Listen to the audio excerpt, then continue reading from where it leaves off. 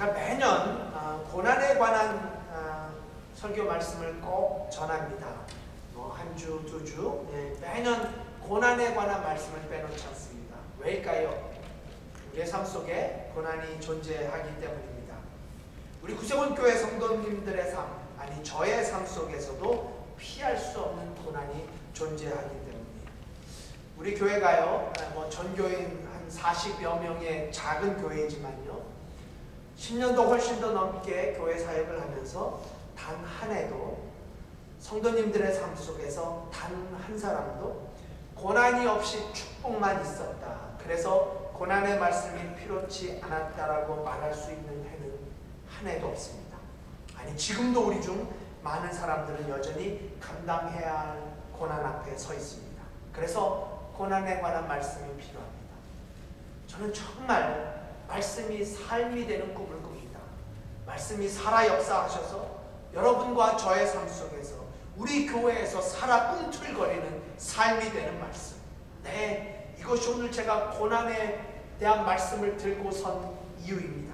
그저 피상적인, 나와 전혀 상관없이 선포되어지는 말씀이 아니라 진심으로 우리 가슴에 담는, 그래서 우리에게 닥친 고난을 말씀으로 이겨 승리하는 저와 여러분이 될 수 있기를 소망하며, 앞으로 두세 주간 이 고난에 관한 말씀이 선포될 때 정말 이해인 수녀의 고백처럼 우리 삶 속에서 걸어가는 차디찬 겨울 숲길에서 하나님을 가슴에 품는 따뜻하고 귀하고 소중한 시간이 될 수 있기를 소망하며 함께 여러분과 말씀을 나누도록 하겠습니다.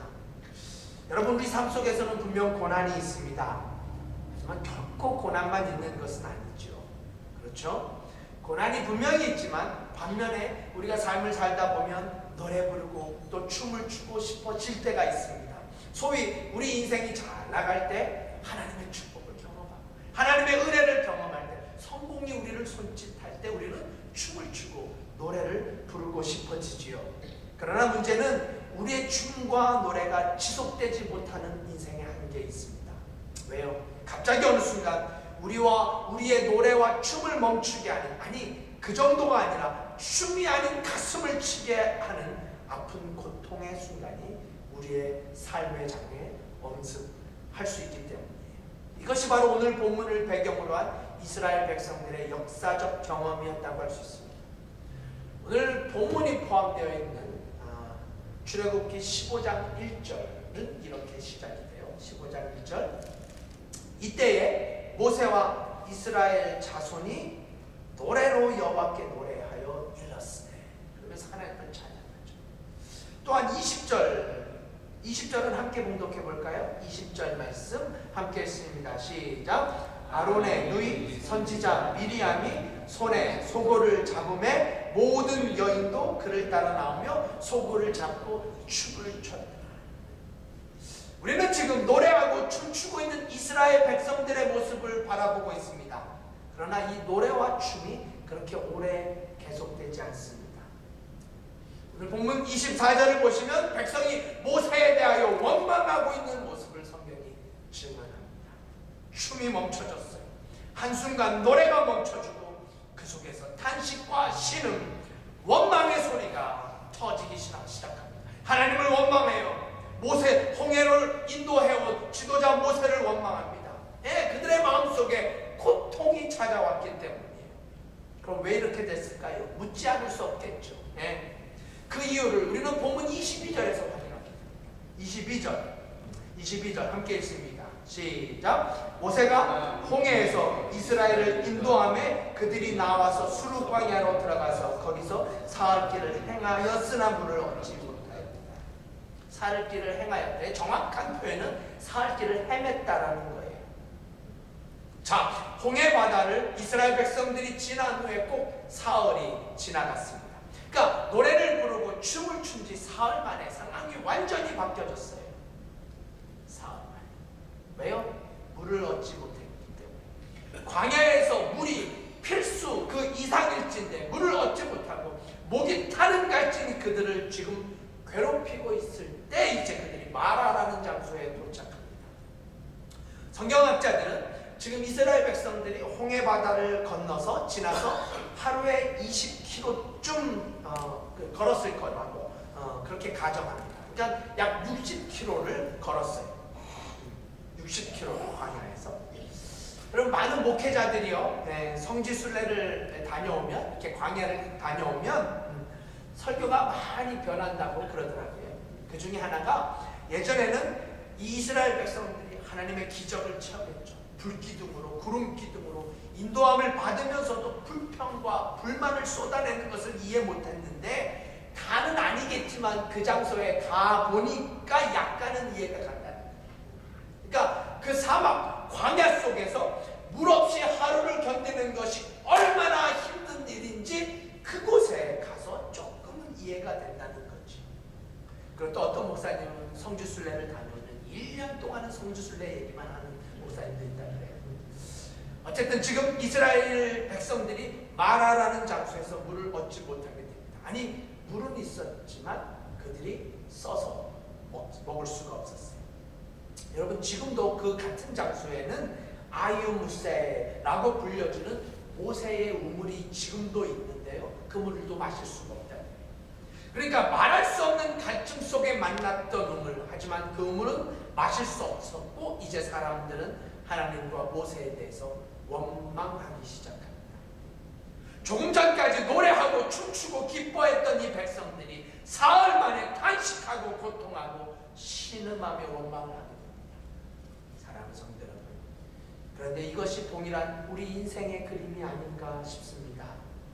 우리의 삶 속에서도 우리의 노래를 빼앗아가는, 우리의 춤을 멈추게 하는 쓰디쓴 우물을 우리도 만날 때가 있기 때문이죠.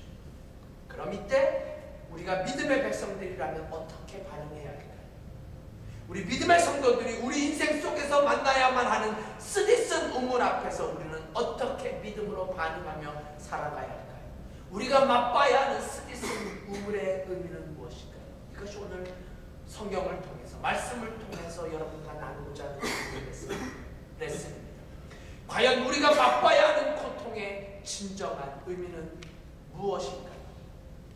고통으로만 끝나지 않는 성도들의 고통, 이것이 오늘 말씀의 제목인데요, 이 말씀의 제목을 가지고 여러분과 은혜를 나누고자 합니다. 고통으로 끝나지 않는 고통, 이 고통 속에 참 의미는 무엇일까요? 왜 하나님께서는 백성들에게, 그것도 하나님을 사랑하는 백성들에게 고통을 허락하셨을까? 진정 이 고통의 의미는 무엇일까요? 오늘 우리에게 주시는 말씀으로 받기를 원합니다. 그럼 본문으로 들어가서, 첫째로 본문은 가르치기를 이 고통은 하나님의 시험이라고 가르칩니다.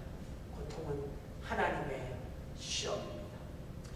우리가 성경을 보시면 야고보서 1장 13절에 이렇게 아주 유명한 말씀이 있어요. 하나님은 친히 아무도 시험하지 않으신다. 야고보서 1장 13절. 그러면 앞뒤가 맞지 않느냐라고 반문하실 수도 있을 것 같아요. 하지만 이 성경의 원문을 보면 야고보서에서의 시험은 유혹한다라는 뜻의 시험, 그러니까 파괴적 의미의 시험을 뜻하지 않습니다. 그러니까 하나님께서는 우리 인간들에게 파괴적 의도를 가지고 결코 시험하지 않는다는 말씀이에요. 여러분, 이렇게 시험하는 게 누구예요? 사탄 마귀죠. 사탄 마귀. 그러니까 사탄 마귀의 시험과 우리 하나님의 시험이 달라요. 하나님은 그런 의도로 시험하지 않는다는 말씀. 즉, 하나님은 다른 의도로 우리를 시험해요. 이것이 곧 교육적인 의미. 마치 학교에서 선생님들이 학생들에게 시험을 내주는 그런 것과 꼭 같다고 생각하면 좋을 것 같아요. 여러분, 혹시 그 옛날 공부하던 시절, 우리 청년들은 지금도 공부하고 있으니까요, 지금 혹시 시험 날짜가 다가오면 왠지 시험이 기다려주고 가슴이 설레고 그런 분이 계셨는지요? 내 시험에서 인생처럼 신나는 일이 없다, 이렇게 느끼신 이상한 분은 계시지 않는지. 나는 공부가 가장 쉽다. 그렇다면 반대로 시험이란 정말 하나도 이 세상에 쓸모없는 것이다 라고 말하실 수 있는 분도 계실런지요? 시험은 쓸모없는 것이다. 아무도 시험을 즐길 수는 없지만 시험이 필요하다는 사실을 부정할 사람은 없을 것입니다. 왜요? 학생은 시험을 치러야 하기 때문에. 이제 학생들 곧 시험 때가 오죠. 학생은 시험을 치러야 돼요. 그 시험을 통해서 객관적인 실력을 평가받고 점검받을 수 있기 때문에. 지난 주간에 저희 아이들이 PSSA라는 시험 주간이었어요. 한 주간 동안. 이 시험은 시험 공부를 하는 게 아니더라고요. 왜냐하면 평소에 학생이 얼마나 학교에서 잘 배웠는지, 그러니까 벼락치기 같은 공부가 아니라 매일매일 학교에서 얼마나 잘 배웠는지를 평가하는 시험이었기 때문에 저희 예나가 얼마나 이 주간을 인조이 했는지 몰라요. 시험을 인조이 한 게 아니라 지난 주간에 이 시험 기간이라서 숙제가 전혀 없었어요. 그러니까 한 주간 내내 노 홈워크.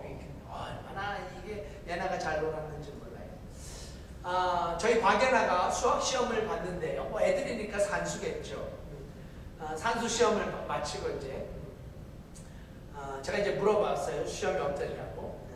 자기가 잘 모르는 시험 문제가 하나 있었는데 뭐 하나만 있었겠어요.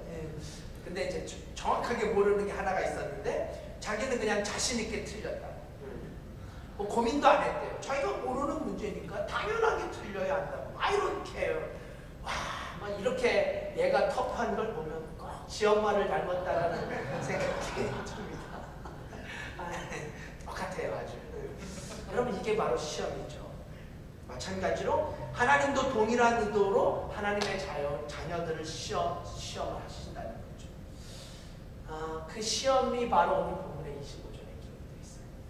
이런 시험의 의미. 25절 우리 함께 봉독하면 좋겠어요. 25절 함께 읽습니다. 시작. 모세가 여호와께 부르짖었더니 여호와께서 그에게 한 나무를 지시하시니 그가 물에 던짐에 물이 달아졌더라. 거기서 여호와께서 그들을 위하여 법도와 율례를 정하시고 그들을 시험하셨어요. 하나님께서 이 사건을 통해서 법도와 율례를 정하십니다. 법도와 율례를 정하시고 시험하셨다. 네, 이 시험에는 분명 하나님의 계획이 있었어요. 하나님의 분명한 의도가 있었어요. 그럼 과연 어떤 의도를 가지고 하나님께서 시험하셨을까요?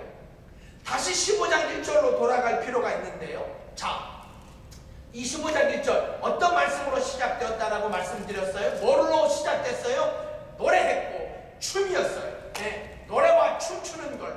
그렇다면 왜 이스라엘 백성들이 노래로 15장을 시작했을까요? 이게 14장에서 확인할 수 있어요. 뭐 여러분들이 잘 아시는 내용이지만요. 네, 이 홍해 사건이 기록되어 있는 말씀이 바로 출애굽기 14장. 네, 뭐 판타스틱한 말씀이잖아요. 홍해 바다 앞에서 죽을 줄 알았던 이스라엘 백성들이 부르짖었더니 하나님께서 홍해 바다를 갈라주셨습니다. 네. 너희는 가만히 있어 하나님 됨을 알지어다. 그게 바로 오늘 찬양팀이 불렀던 찬양의 가사가 여기 있잖아요. 네. 홍해 바다를 하나님께서 갈라주셨어요. 기적이 일어났습니다. 이스라엘 백성들은 홍해를 육지처럼 건넜어요. 그럼요, 하나님의 기적을 몸소 체험한 장소가 바로 홍해 바다가 아니었겠습니까? 그러니 어찌 춤을 추지 않을 수 있겠습니까? 어찌 찬양하지 않을 수 있었겠어요? 죽음 가운데서 살아났었고 더군다나 원수들이 물속에 죽어가고 하나님의 기적을 보았던 이 백성들이 지금 춤을 추고 노래하면서 찬양을 했던 거지요. 그런데요, 사흘 후에 하나님은 상황을 바꾸십니다. 이미 확인한 것처럼 목이 타는 갈증 속에서 가까스로 물을 마셨지만 토해낼 수밖에 없었던 쓴물을 그들이 만나게 됩니다. 그렇다면 하나님께서 당신들의 백성들에게 왜 이런 상황을 허용하셨을까요? 많은 설교가들은 거기에 하나님의 이런 의도가 담겨져 있다고 설명합니다. 너희들 사흘 전에 내 기적을 보고 감사했지. 홍해바다를 건너면서 찬양하고 감사했지.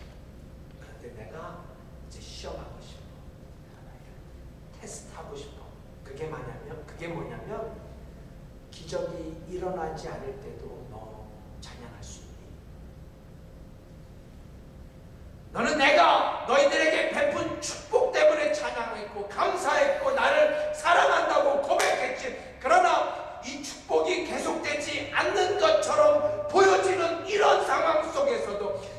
기적이 계속되지 않는 이 어둠과 메마름의 상황 속에서도 너는 아직도 여전히 나를 찬양하고 나에게 감사하고 나를 사랑한다고 고백할 수 있니? 중세기 유명한 신학자인 토마스 아퀴나스가 이런 말을 자주 했다고 전해집니다. 하나님을 사랑하는 백성들 가운데는 두 가지의 종류가 있다. 하나는 자기를 사랑하기 때문에 하나님을 사랑하는 사람이다. 그런가 하면 어떤 사람은 하나님을 사랑하기 때문에 하나님을 사랑하며 자기를 사랑한다. 이렇게 두 가지의 기독교인이 있다는 거예요. 자기를 사랑하기 때문에 하나님을 사랑하는 사람, 즉 내가 하나님으로부터 축복을 경험했기 때문에 혹은 내가 신앙을 갖는 것이 나에게 유리하기 때문에, 이게 이민교회 문제죠. 이민교회 신앙을 갖는 것이 나에게 유리하고 나에게 훨씬 더 이익이라고 판단했기 때문에 그래서 하나님을 사랑하는 것. 아니, 어쩌면 대부분의 우리의 신앙의 출발의 동기는 이것일지 몰라요. 이 자체가 나쁘다는 것은 결코 아니에요. 여기서 신학자가 강조하고 싶은 것은 이 신앙의 차원에서 우리가 머무르지 말아야 한다는 말씀이에요. 비록 처음에는 그렇게 시작할지 모르지만 내가 그 하나님을 경험했더니, 그 하나님과 영적 관계 속에 들어갔더니, 그 하나님과 인격적 교제 속에 들어갔더니 그 하나님이 너무 좋은 거예요. 그래서 나중에는 하나님, 지금 제가 하나님이 너무 좋아요. 조건 없이 사랑해요. 그래서 하나님이 좋은 거예요. 사랑합니다 내 아버지, 찬양합니다 온 마음 다해. 여러분, 우리가 부부로 남편과 아내가, 남자와 한 여자가 만났을 때 조건이 없을 수 없죠. 그렇죠? 우리 부부들, 우리 부부들 조건 없이 만나진 않으셨죠? 필라 어떤 청년 담당 목사님, 큰 교회, 저랑 아주 친한데요. 이런 얘기를 나눈 적이 있어요. 교회에서 청년들에게 설문조사를 하면서 결혼 상대자 안에 어떤 배우자를 희망하는지를 쓰라고 말했대요. 한두 명도 아닌, 이게 큰 교회니까 한두 명도 아닌 아주 많은 청년들이 이렇게 썼대요. 실제로 결혼 배우자, 돈 많은 미국 시민권자, 돈 많은 미국 시민권자, 그리고 명이 짧으면 더 좋대나요. 뭐 물론 반은 농담이었겠죠. 청년들이니까. 아무튼 저 남자를 만나면, 저 여자를 만나면 내 인생이 훨씬 더 행복해지겠다라는 어떤 판단 때문에 우리는 상대방을 내 배우자로 선택하고 결혼해서 부부 생활을 하게 됩니다. 그러나 살다 보면 거기에 조건 없는 인격적인 사랑이 싹 터갈 수가 있어요. 아니, 그래야 돼. 그래서 어느 날, 어느 한순간 이런 순간에 도달할 때가 있습니다. 여보, 난 당신이 좋아. 너무너무 좋아. 밥을 안 해줘도 좋아. 그냥 있어만 줘도 좋아. 너무너무 당신을 사랑해. 이렇게 하시는 저희 교회 부교님이 계세요. 조건을 뛰어넘는 사람이죠. 조건을 뛰어넘어 한 인격체에 대한 순수한 사람. 하나님 지금 이런 사랑을 시험하고 계신 거죠. 너 내 축복 때문에 사흘 전에 춤추고 노래했는데, 내 기적 때문에 그렇게 찬양했는데 그 기적이 계속되지 않아도 오늘 이 메마른 광야 한복판에서도 너 오늘도 찬양할 수 있니? 이 사막에서도 찬양할 수 있니? 이 광야에서도 감사할 수 있니? 이게 테스트예요. 이것이 시험입니다. 그러면 사랑하는 구세훈필라님 교회 성도 여러분, 고통이 올 때 기억해야 합니다. 이것이 테스트고 시험이라는 것을. 그래서 우리는 이런 기도를 드릴 수 있어야 합니다. 하나님, 제가 이 시험에 이길 수 있도록 도와달라고, 이 시험에 합격할 수 있도록 도와달라고, 이 테스트를 믿음으로 이겨낼 수 있도록, 이 테스트의 시험에 믿음으로 반응할 수 있도록 도와달라고. 고통 중에도, 고난 중에도, 어려움 중에도, 환난 중에도 저와 여러분이 이런 기도를 할 수 있어서, 그래서 결국 승리하는 믿음의 군사들이 다 될 수 있기를 예수 그리스도 이름으로 축복합니다. 아멘. 자, 그럼 여기서 이제 한 걸음 더 나아가 우리가 감당해야 할 고통의 터널 앞에서 우리 믿음의 사람들이 깨달아야 할 신앙의 교훈은 무엇일까요? 그건 바로 고통은 하나님의 축복이 될 수 있다고 오늘 본문은 우리에게 선포합니다. 고통이 하나님의 축복이 될 수 있다고. 이게 말씀을 준비하면서요, 정직하게 정말 이게 결코 쉽지 않은 말씀이다. 제가 이제 캠프장에 금요일부터 있었는데요, 이 말씀 속에서 더 나가지를 못했어요. 아니 여러분, 아무리 우리가 고통을 통해 그것이 하나님의 시험이라고 고백할 수 있다 할지라도 어떻게 고통 그 자체가 축복이 될 수 있단 말입니까? 이게 설교하면서 너무 전하기 힘든 말씀이에요. 아니 고통 그 자체가 어떻게 축복이 될 수 있단 말이에요. 그래서 이제 우리의 생각이 아닌 말씀이 필요합니다. 자, 여기에는 두 가지 이유가 있다고 성경이 가르치고 있는데요. 첫째 이유는 뭐냐면, 대부분 고통이라는 것은 우리를 또 다른 하나님의 기적을 경험할 수 있도록 인도하기 때문이다. 즉 우리가 성도가 경험하는 대부분의 고통은 결국 고통 그 자체로 끝나지 않는다는 말씀. 여러분, 본문에서도 우리가 이 사실을 확인하게 됩니다. 자, 지금 마라의 쓴물을 경험하고 나서 하나님 앞에 이들이 기도합니다. 부르짖습니다. 그랬더니 어떤 기적이 일어났어요? 그 쓴물이 변해서 어떻게 됐어요? 단물이 됐어요. 거기 나뭇가지 하나를 던졌더니 그 쓴물이 변하여 단물로 바뀌는 기적이 일어났습니다. 그럼 이 단물이 얼마나 대단한 맛이었겠습니까? 이쯤 여러분 이런 생각을 우리는 해볼 필요가 있어요. 이스라엘 백성들이 처음부터 단물을 계속 맛보았더라면 그 단물이 얼마나 실감나는 단물이었을까요? 그저 계속 마셔오던 물이라고밖에 느낄 수 없을 줄 모릅니다. 그렇죠? 아니 분명히 그랬을 거예요. 인간은 그래요. 하지만 목마름과 갈증으로 모든 기력을 잃어버린 그들이 조금 전에 마셨던 쓴물, 그 마라의 쓴물, 마실 수 없어서 토해낼 수밖에 없었던 쓴물, 그런 후에 맛본 단물, 그래서 맛본 그 단물은 얼마나 더 감격적인 단물이었을까요? 물론 여러분 여기 잘 들어주세요. 단물의 맛을 위해서 우리가 쓴물을 맛볼 필요는 물론 없습니다. 단물의 맛을 위해서 쓴물을 억지로 맛볼 필요는 없어요. 하지만 성경이 계속적으로 우리에게 강조하고 있는 것이 뭔가요? 우리의 삶 속에서 우리가 싫던 좋던 쓴물을 맛보게 될 거라고. 저와 여러분의 삶 속에서 피할 수 없는 쓴물을 맛보게 돼요.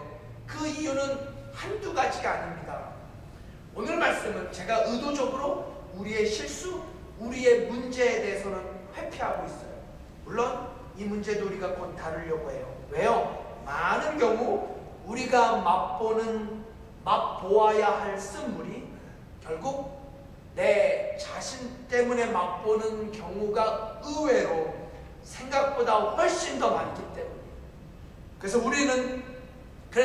우리의 문제로 인해서 맛보는 쓴물에 대해서 우리는 반드시 정확한 각도에서 조명하고 바라볼 수 있어야 합니다. 하지만 그럼에도 불구하고 우리의 삶 속에서 우리는 반드시 쓴물을 마시는 상황에 부딪히게 됩니다. 그래서 사도 바울도 이렇게 선언했잖아요. 너희가 세상에서 환난을 당하나, 너희가 세상에서 쓴물을 맛보나. 이게 무슨 뜻입니까? 우리가 세상에서 환난을 당할 수도 있다, 당할지도 모른다가 아니죠. 우리 믿음의 사람들도 환난을 당하게 되어 있습니다. 인생의 쓴물을 맛보게 되어 있어요. 그럴 때 원치 않는 환난을 당하고 전혀 원치 않던 쓴물을 마시게 될 때, 그런데 그 후에 주시는 하나님의 또 다른 축복이 있다라는 말씀이에요. 이게 믿음으로 아멘으로 받아져야 돼요. 그러니까 단물의 맛을 위해서 쓴물이 필요했던 것이 아니라 그 쓴물을 마시고 난 후에 깨닫게 되는 단물의 맛, 그 단물의 참 의미. 한국의 이동원 목사님은 본문을 통해서 이렇게 설교합니다. 제가 그대로 설교문을 읽어볼게요.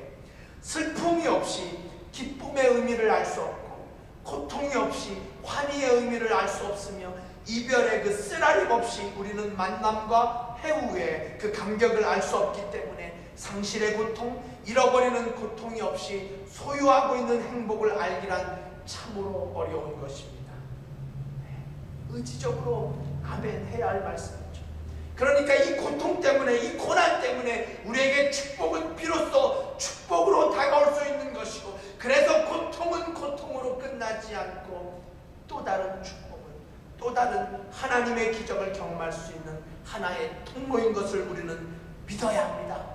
그래서 고통 그 자체는 아픔임에도 불구하고 우리는 고통 앞에서 감히 하나님의 백성들은 이렇게 말할 수 있어야 합니다. 고통, 나는 알아. 이것은 하나님의 또 다른 축복이야. 고통, 비록 너무 아프고 힘들지만 이 고통은 하나님의 또 다른 축복이야.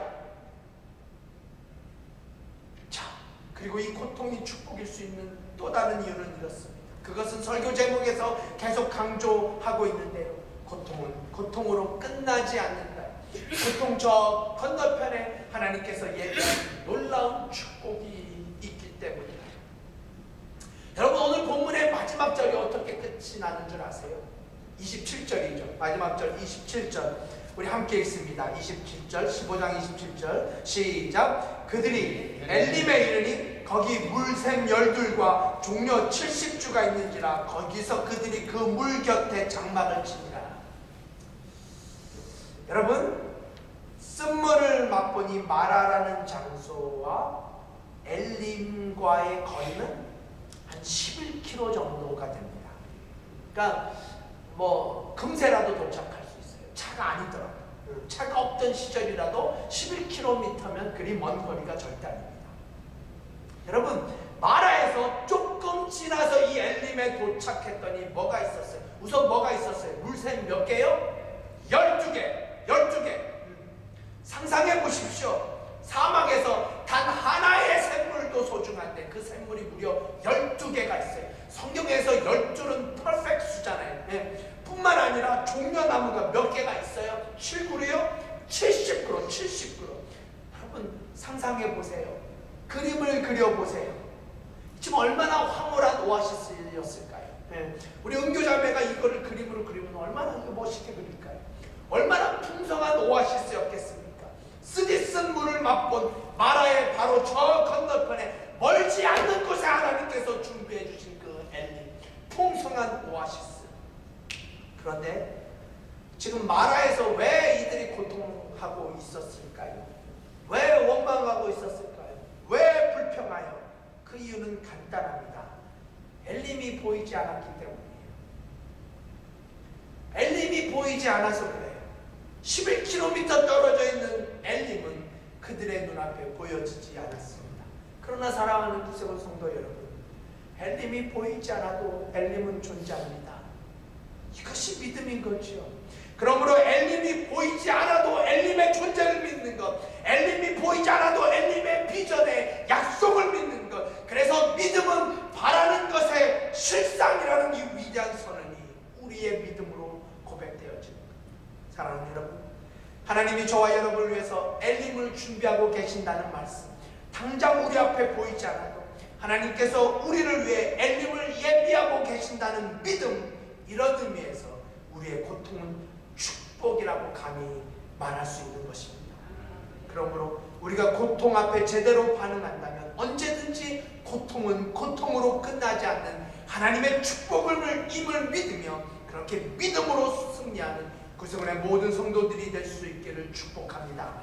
자, 이제 마지막 세 번째로 오늘 말씀을 통해서 우리에게 주시는 고난 앞에서 믿음으로 반응해야 할 저와 여러분에게 가르치시는 고난의 레슨 세 번째. 고통은 고통으로 끝나지 않습니다. 왜일까요? 그 고통 속에 하나님의 계시를 우리가 발견할 수 있기 때문에. 고통 속에 하나님의 계시를 우리가 발견할 수 있어요. 자, 이게 과연 무슨 뜻일까요? 이 고통이라는 장에서 하나님이 스스로를 계시해 주신다는 말씀이에요. 하나님 스스로를 우리에게 보여주신다는 말씀. 그러니까 우리 편에서는 내가 고통의 장에서 하나님을 경험하게 됩니다. 그 고통을 통해서 전혀 보지 못했던 하나님을 새롭게 만난다는 말씀. 그 대답이 오늘 본문의 26절에서 확인합니다. 우리 26절 말씀.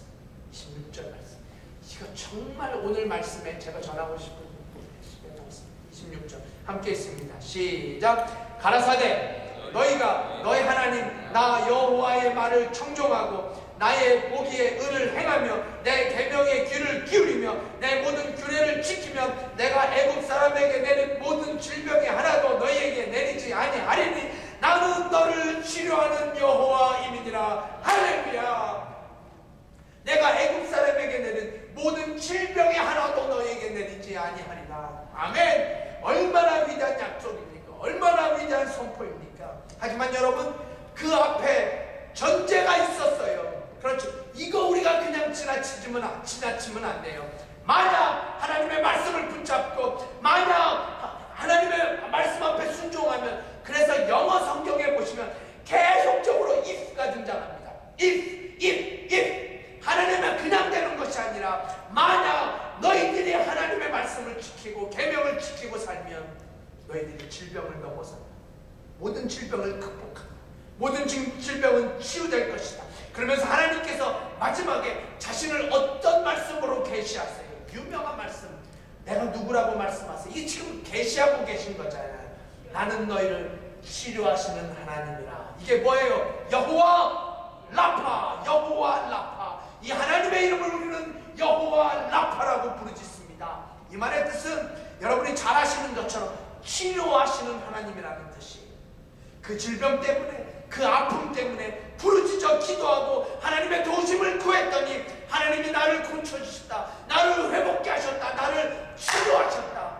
이렇게 스스로를 계시하시면서 선포하십니다. 나는 여호와 라파. 나는 너희를 치료하는 하나님이라. 이게 여호와 라파예요. 이 여호와 라파의 은혜가 우리 교회에 임할 줄 믿습니다. 아멘. 예. 고통에 대한 얘기를 하면 사람들은 흔히 욥에 대한 얘기들을 많이 하지요. 하지만 욥에 대해 말하면서 많은 사람들은 욥이 고통을 잘 참고 견뎌서 새로운 아내와 더 많은 재산과 축복과 부를 누렸다. 이것이 욥기의 교훈이라고 착각하는 사람들이 있습니다. 하지만 욥기의 메시지는 결코 이런 기복신앙에 있지 않습니다. 욥기의 결론. 너무나 이것도 잘 아는 말씀이에요. 욥기 42장 5절에 보시면 제가 분석할게요. 욥이 모든 고난을 다 통과한 후에 하나님 앞에 거꾸로 엎드려지면서 그 건지기 어려운 고통의 터널을 지나간 후 욥의 이 유명한 고백, 성경은 이렇게 증언합니다. 잘 들어보세요. 내가 주께 대하여 귀로 듣기만 하였었더니 이제는 눈으로 주를 뵙는다니라. 이게 무슨 말이에요? 저가 전에는 하나님에 대해서 그냥 귓결로 들었어요. 설교를 통해서, 성경 공부를 통해서 하나님은 이런 분이다. 제가 그냥 귀로만 들었어요. 그러나 하나님, 지금 저는 하나님에 대해서 귀로만 듣는 것이 아니라 하나님을 보고 있어요. 눈으로 하나님을 직접 보고 있어요. 하나님을 직접 보고 있어요. 고통 속에서 살아계신 하나님을, 고통 속에서 내게 다가오시는 그 하나님을, 실존적으로 그 하나님을 실제적으로 경험하게 되었다는 말씀이에요. 그렇습니다.